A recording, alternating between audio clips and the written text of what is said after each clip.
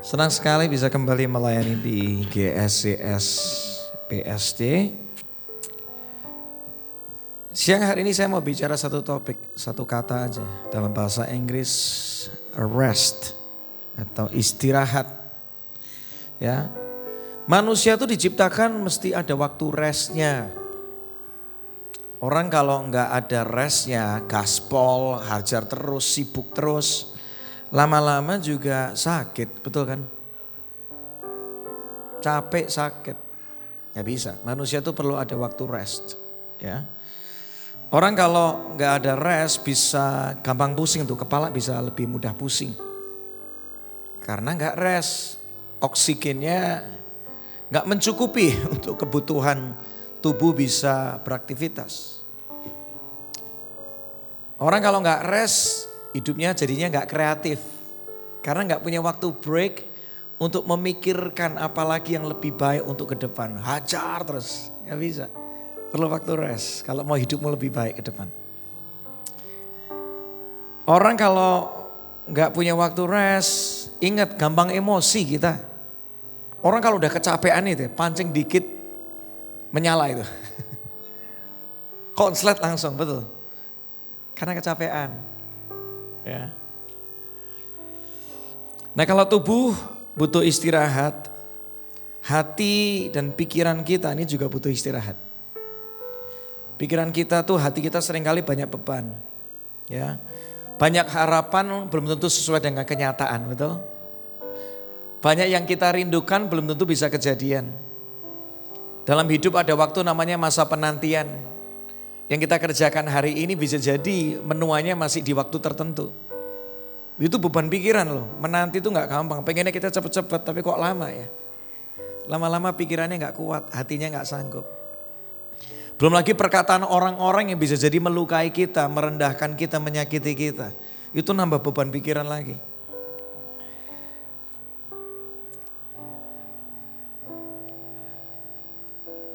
Keluaran 33 ayat 14 dikatakan, the Lord replied, Tuhan bicara, my presence, hadiratku, kehadiranku, will go with you, akan pergi bersamamu, akan ada dalam hidupmu.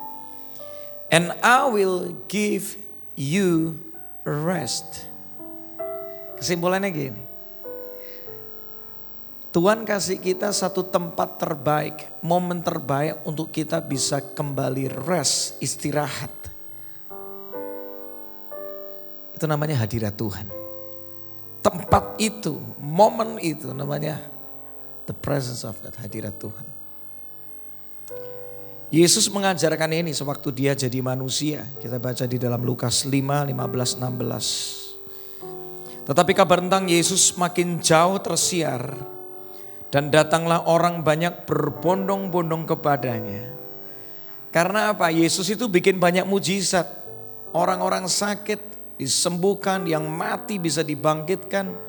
Pengajarannya begitu luar biasa. Singkat cerita tambah ngetop, followersnya banyak, subscribernya banyak. Ngetop dia. Tapi yang menarik ini, ketika banyak orang berbondong-bondong mengikuti dia minta disembuhkan, mau mendengar pengajarannya, akhirnya tertuliskan. Akan tetapi dia memilih.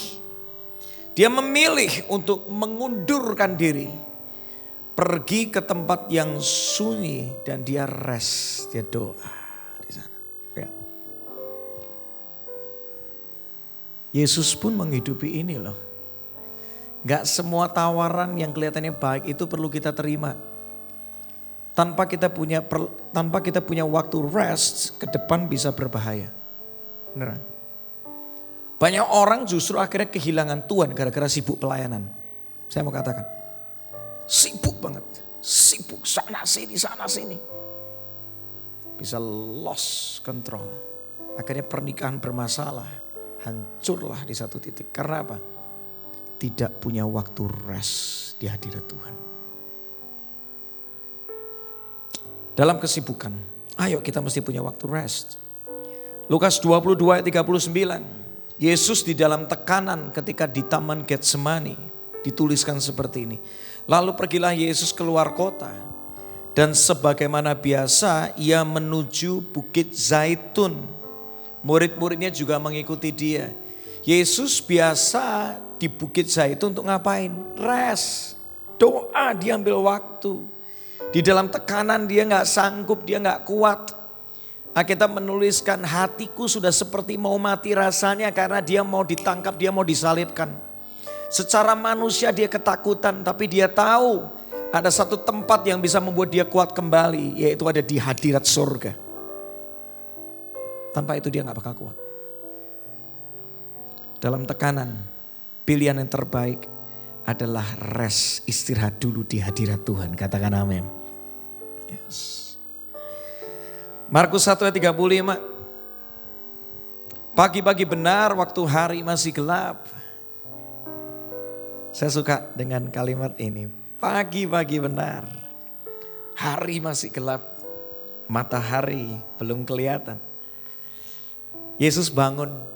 Dia pergi keluar. Dia pergi ke tempat yang sunyi. Dan dia ngapain di sana dituliskan?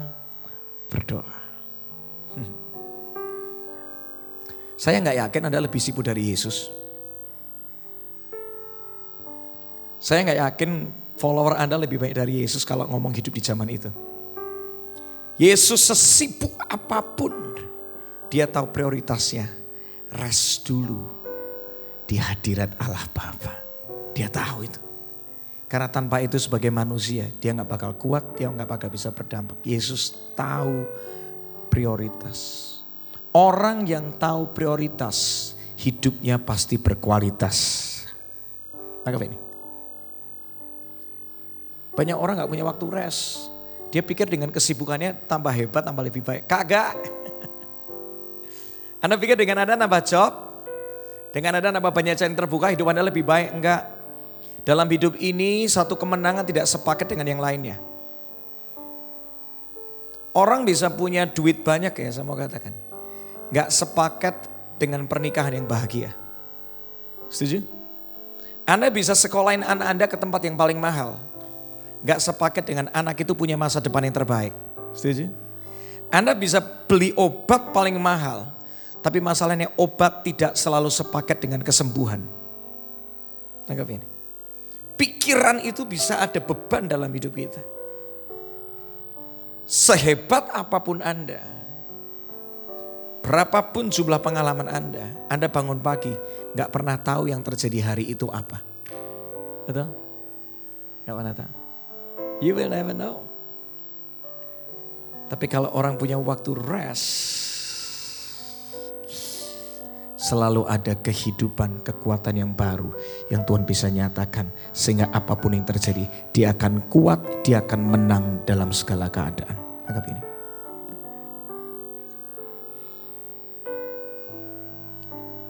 Ibrani 10, 19-20 dikatakan. Jadi saudara-saudara yang saya kasihi, karena darah Yesus yang dicurahkan buat kita, sekarang kita boleh memasuki tempat maha kudus. Dulunya gak boleh. Gak sembarangan orang boleh ada di hadirat Tuhan yang kudus. Gak boleh. Bisa mati. Gak sembarangan. Cuma imam besar di zaman itu yang boleh ada di sana. Tapi kita menuliskan oleh darah Yesus kita dengan mudah bisa masuk ke tempat VVIP yang gak sembarangan orang bisa masuk sebelumnya. Inilah jalan baru yang apa di sini dikatakan yang menghidupkan. Sebab ada kehidupan di sana.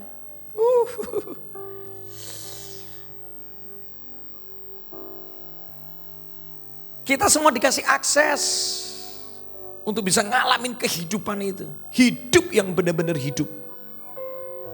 Banyak orang kelihatannya masih bernafas tapi sukacitanya mati. Masih bernafas tapi mimpinya sudah mati.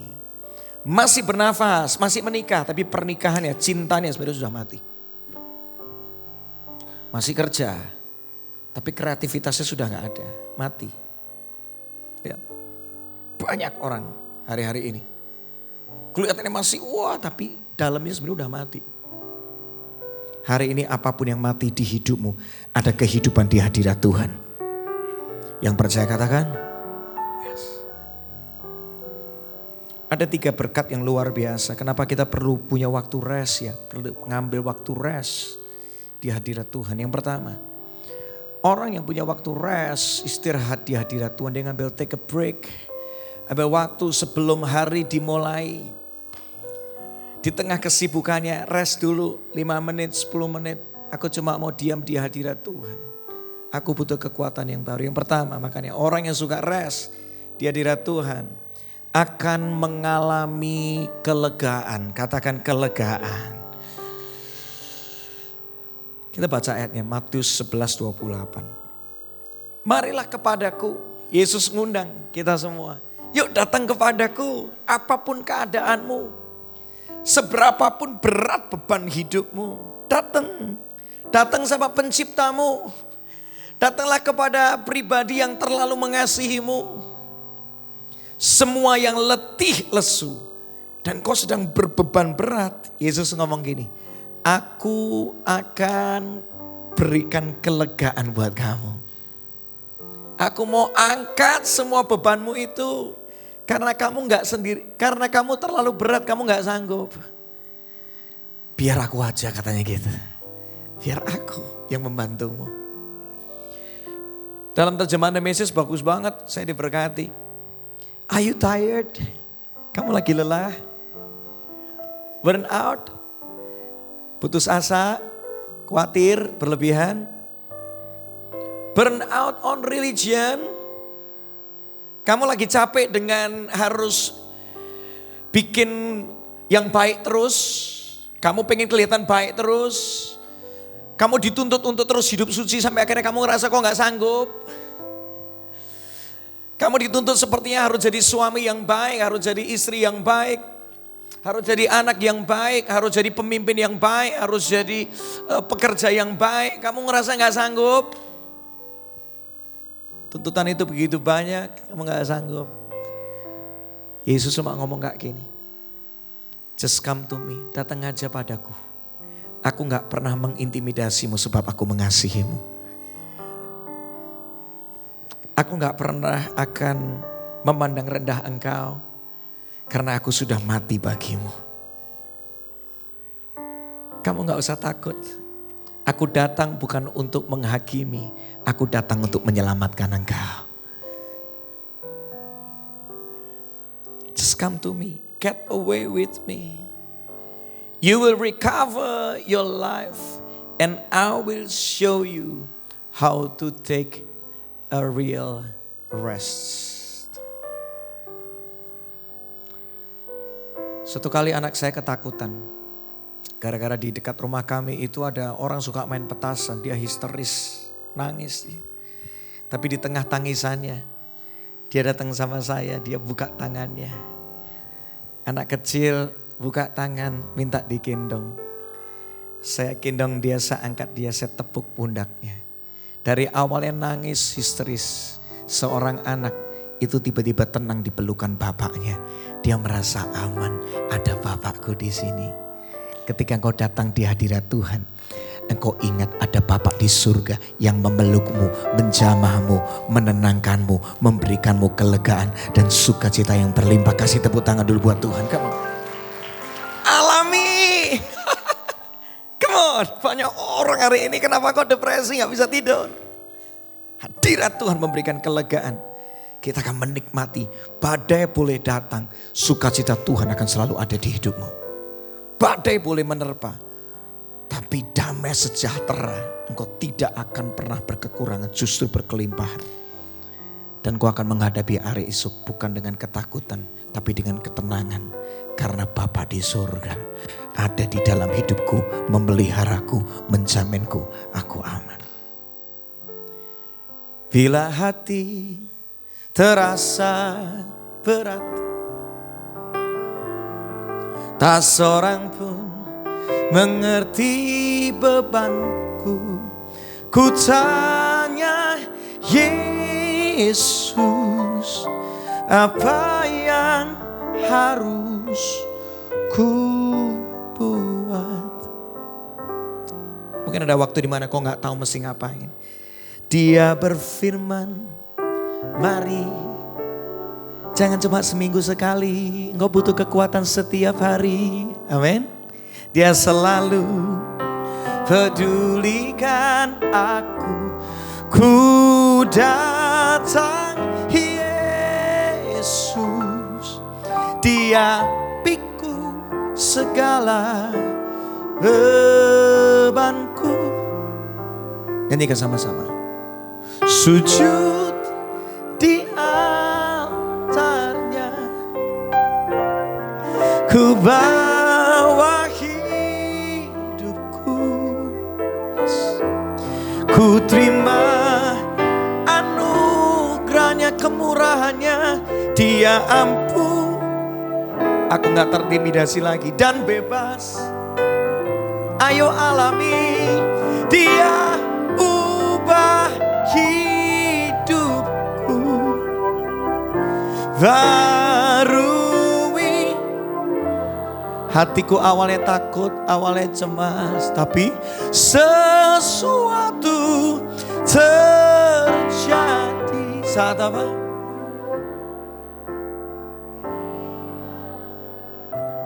Kalau engkau gak pernah datang, gak pernah rest, makanya gak ngalamin apa-apa. Cuma di pelukan hadirat Tuhan itulah engkau akan kembali tenang. Hanya dekat Allah saja aku tenang. Saya hari ini lagi sebenarnya secara fisik, lagi banyak aktivitas. Tapi apa yang membuat saya tenang? Karena saya selalu punya waktu rest. Pagi-pagi sebelum semua aktivitas dimulai. Saya kemarin baru pulang dari Semarang, 3 hari bikin worship conference. 700 hampir 750 orang datang dari berbagai daerah dari Jawa Tengah, Jawa Timur. Bahkan ada yang sampai 15 jam, jauh banget. Nyetir mobil sampai ke Semarang. Berjumpa dengan banyak orang, apalagi sesi foto. Apalagi yang ngajak foto ibu-ibu luar biasa. Mama-mama paling luar biasa pokoknya udah ngajak foto. Gak habis-habis. Doa pengurapan mendoakan puluhan orang. Mesti doakan satu-satu. Dapat pesan Tuhan apa buat setiap orang. Capek loh. Capek. Worship night 2 kali. Total 6 sesi, bayangin. Tapi apa yang membuat saya penuh dengan sukacita terus? Hadirat Tuhan. Saya bangun pagi, saya cari Tuhan dulu karena sumber kekuatanku itu dari sana.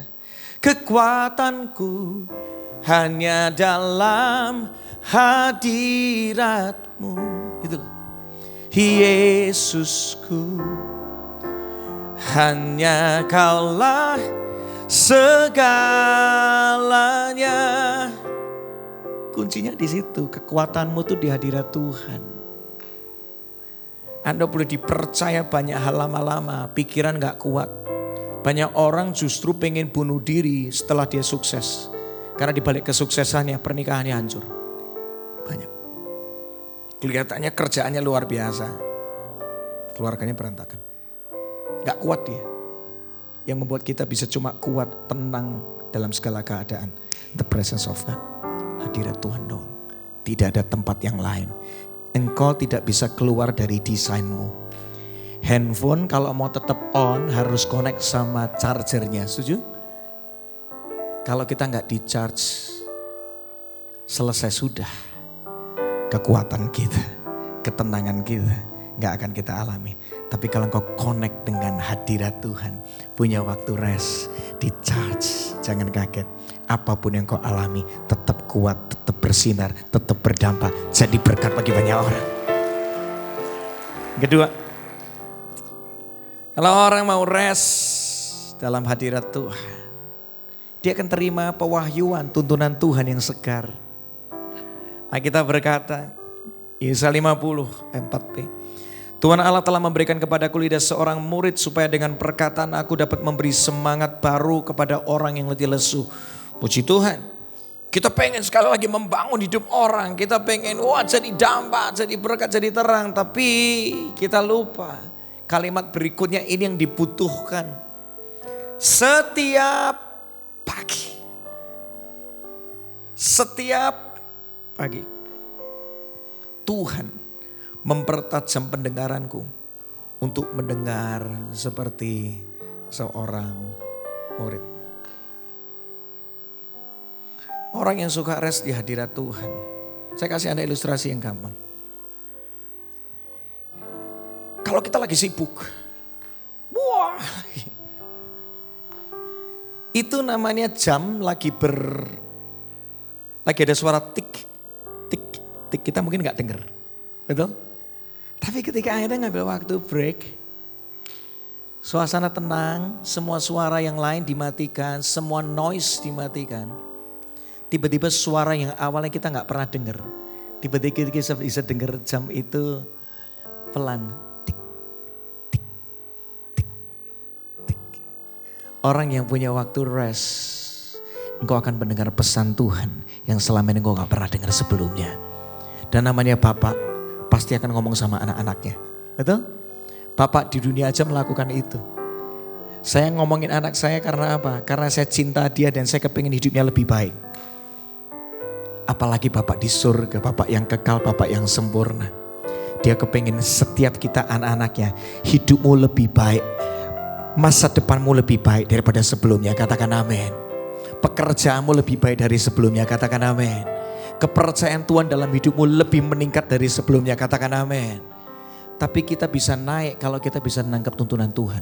Tanpa tuntunan Tuhan tidak ada kenaikan. Janji Tuhan itu dibutuhkan rutenya lewat mana. Karena kalau kita nggak punya rutenya nggak nyampe. Dengar ini. Tahu tempat nasi goreng yang enak, tapi kalau nggak tahu jalannya percuma, nggak nyampe, nggak bisa masak, nggak bisa dapat nasi goreng itu tuh, karena nggak tahu jalannya.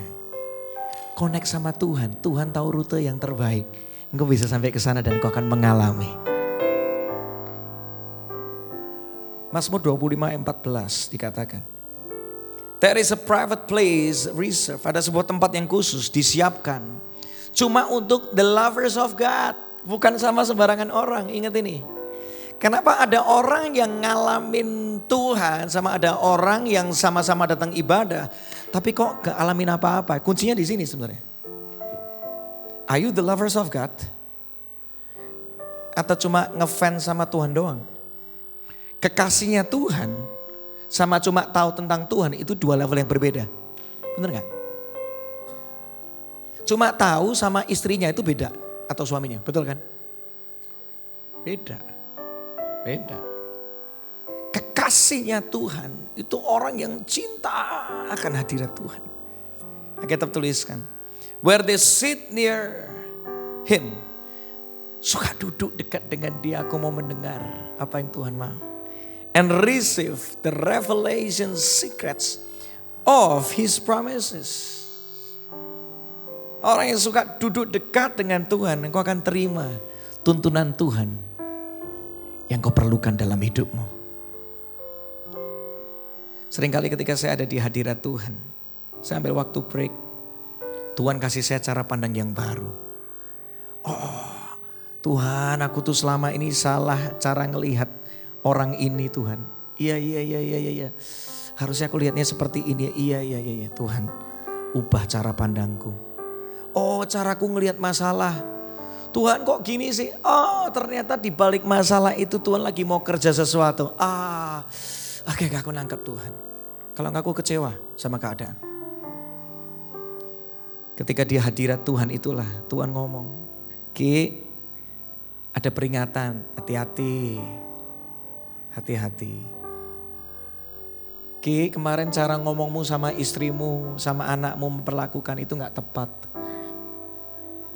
Thank you Tuhan.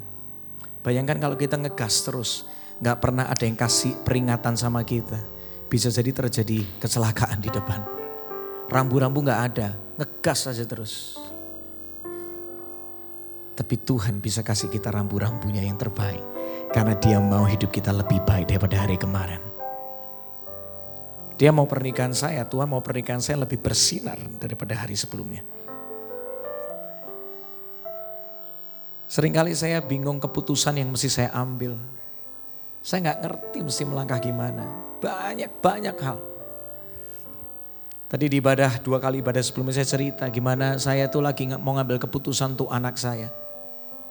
Anak saya tuh ngalami keterlambatan tumbuh kembangnya, dia tuh ngalami keterlambatan. Usia tahun ini 9 tahun tapi masih kelas TKB, mestinya harusnya udah naik kelas 4 SD.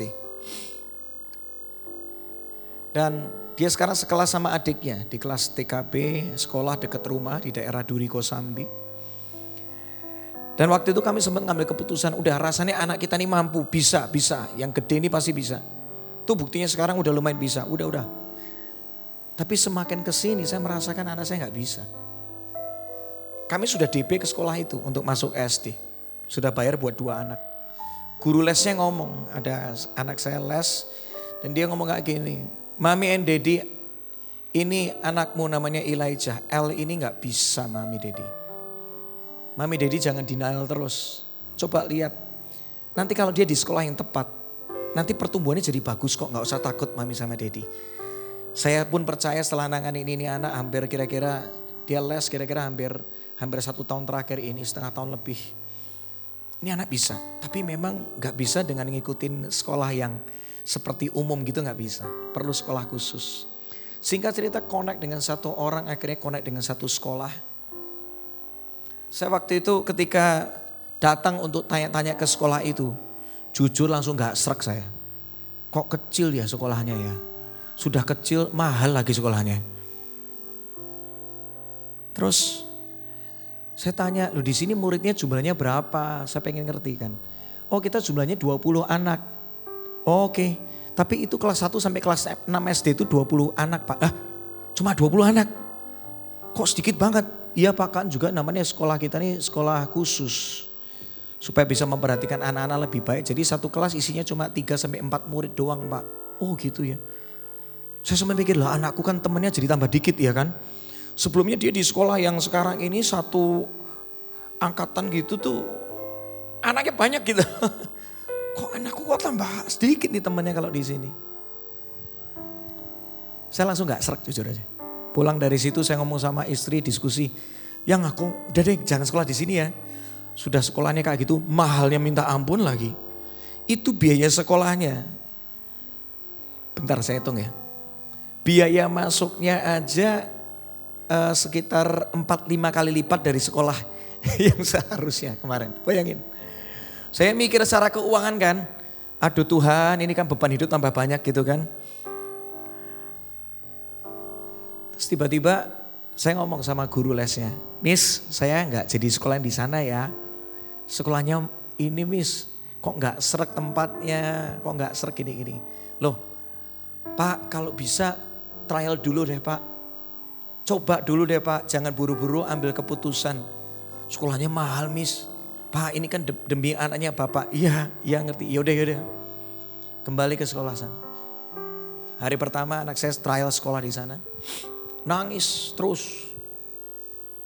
1 jam saya nemeni dia. Nangis gak mau masuk. Wah udah drama udah pokoknya. Baru akhirnya dilepas dia mau. Hari kedua setengah jam. Gak mau, wah cranky dan segala macam. Baru akhirnya tenang mau ikuti. Saya mikir gini, ini anak ini apa bisa gitu loh. Nah kalau saya tiap hari suruh nemenin gini kan saya juga kadang-kadang mesti ada hal lain yang mesti saya kerjakan juga. Saya mesti bagi waktu juga sama istri, gimana Tuhan. Hari ketiga sebelum mengantar sekolah, pagi hari itu saya sama istri doa spesifik. Kami cuma minta Tuhan, kami gak ngerti kami mesti ngambil keputusan apa karena hari ini kami sudah dipanggil sama kepala sekolahnya mesti kasih keputusan tentang ini anak. Mau sekolah di sini apa enggak setelah trial. Tiba-tiba saya diingetin ketika saya lagi worship, ketika saya lagi doa saya diingetin. Guru lesnya pernah ngomong kayak gini. Pak tolong cari testimoni, kesaksian dari anak orang tua murid yang anaknya sekolah di sana. Saya tuh 2 kali pergi ke sana, gak ketemu satupun orang tua murid. Gak pernah ketemu. Jadi saya mikir di hari ketiga mungkin nasibnya bakal sama. Tapi ya udah kami minta sama Tuhan, aku gak tahu keputusan terbaik buat anakku. Tapi Tuhan tahu masa depan yang terbaik buat anakku. Yang aku gak tahu, Tuhan Maha tahu. Datang ke sekolah. Anakku masuk, tiba-tiba ada yang nyamperin saya. Bro, Dalam hati iki sopo. Biasa kalau orang udah manggil kata bro itu biasanya lupa nama soalnya. Itu enggak, udah bro ya tanda-tanda nih. Bro Frankie, oh tahu namanya. Ya siapa ya? Ngobrol gitu. Anak saya sekolah di sini. Saya nggak minta dia testimoni, tiba-tiba dia ngomong langsung kesaksian dengan berapi-api. Dia ngomong, bro, anakmu masih sekolah di sini. Kenapa? Anakku itu disleksia, lebih parah daripada anakmu. Tak paksa di sekolah umum, akhirnya lama-lama, tambah hari tambah nggak karuan. Ngambek tiap kali pulang sekolah ngambek, nggak bisa ngikutin pelajaran. Tapi ketika pindah ke sini, sekarang bisa belajar mandiri, tiap kali ke sekolah berangkat happy, pulang happy lagi. Nggak pernah terjadi sebelumnya. Jadi better anakmu bro sekolah di sini. Kami tukeran nomor handphone dan segala macam. Setelah saya mendapatkan kata-kata itu, testimoni itu, saya sama istri masuk ke mobil. Di mobil ini kami nangis berdua. Kami tahu Tuhanku luar biasa. Aku nggak tahu tapi Tuhanku bisa ngomong tentang masa depanku. Buat anakku, buat generasi berikutnya. Wow. Hari ini dengar baik. Kita seringkali nggak tahu mau ngambil keputusan apa. Masa depan yang seperti apa. Apa yang bisa lebih baik daripada hari kemarin. Tapi ingat Tuhan tahu semuanya. Dan dia bisa kasih tahu sama setiap kita. Kasih tepuk tangan paling luar biasa dulu.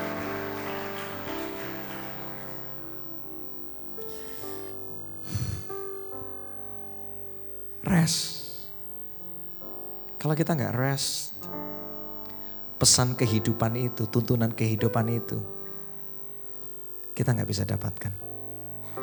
Cuma disediakan for the lovers of God, kekasihnya Tuhan, orang yang suka rest di hadiratnya. Amin.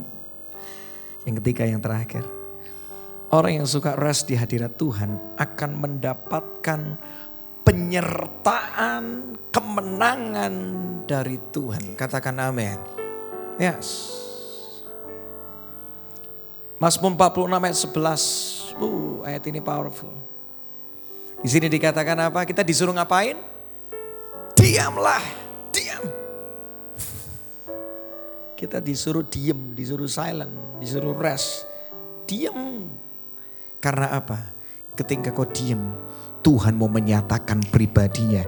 Dia akan berperang ganti kita. Kasih tepuk tangan dulu buat Tuhan.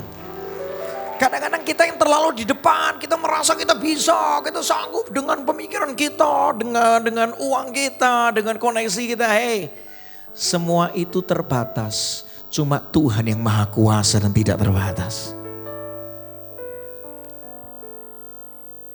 Saya kasih ilustrasi terakhir. Niko mana nih? Niko bantu saya.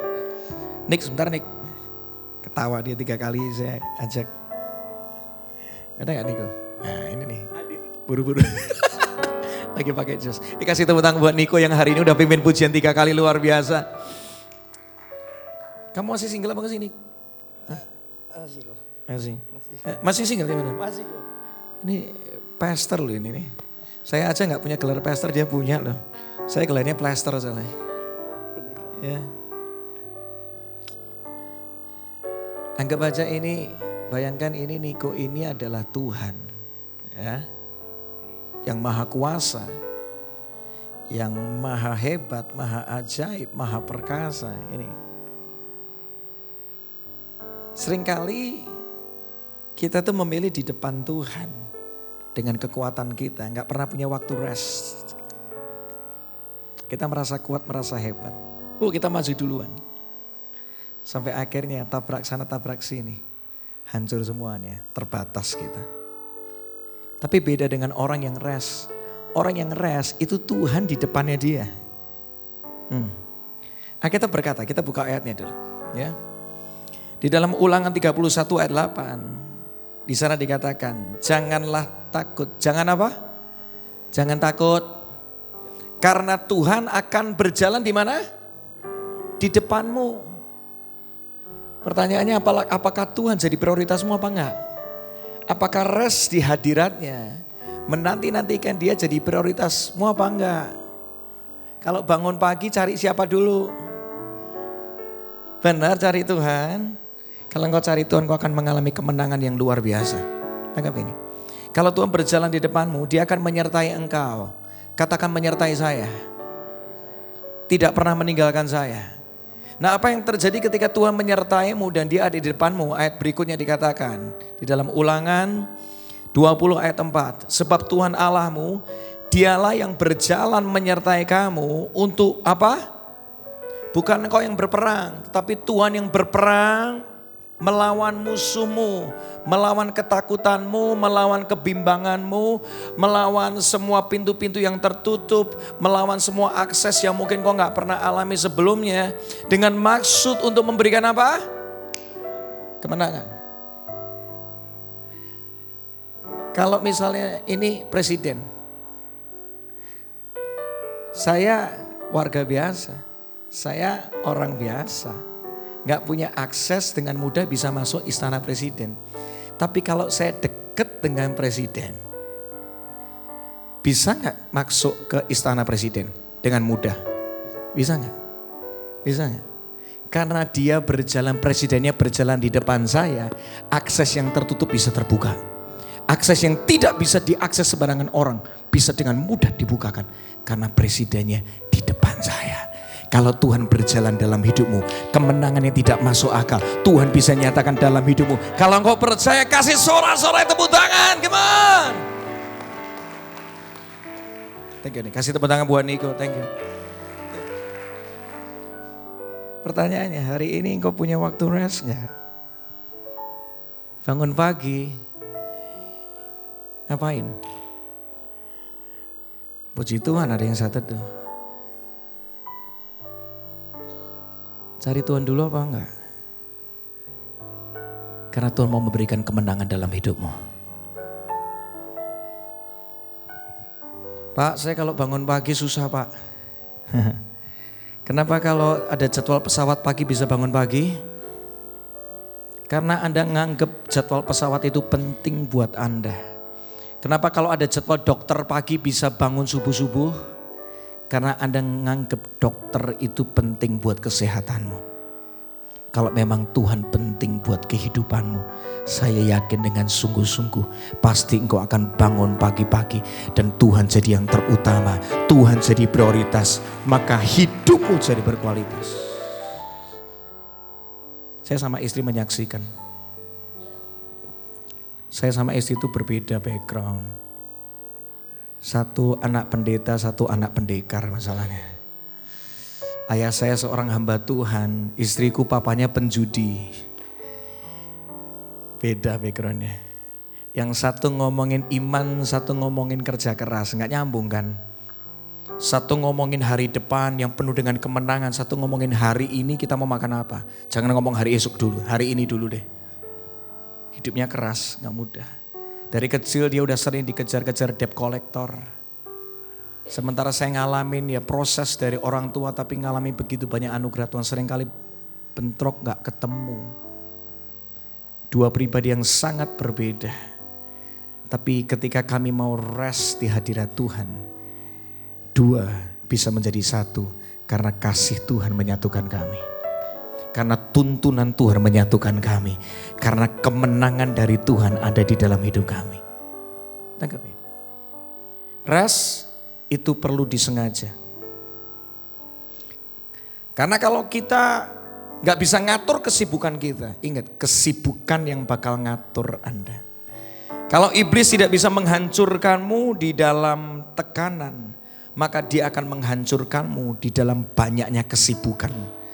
Sampai engkau gak punya waktu lagi untuk bersekutu dengan Tuhan.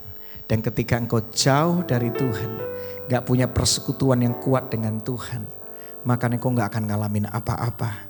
Tapi ketika engkau kembali rest, connect sama hadirat Tuhan, ada kelegaan di sana. Ada ketenangan di sana, ada sukacita yang berlimpah di sana, ada penghiburan dari tempat maha tinggi di sana. Yang kedua dikatakan orang yang rest dalam hadirat Tuhan akan terima terus tuntunan Tuhan dalam hidupnya.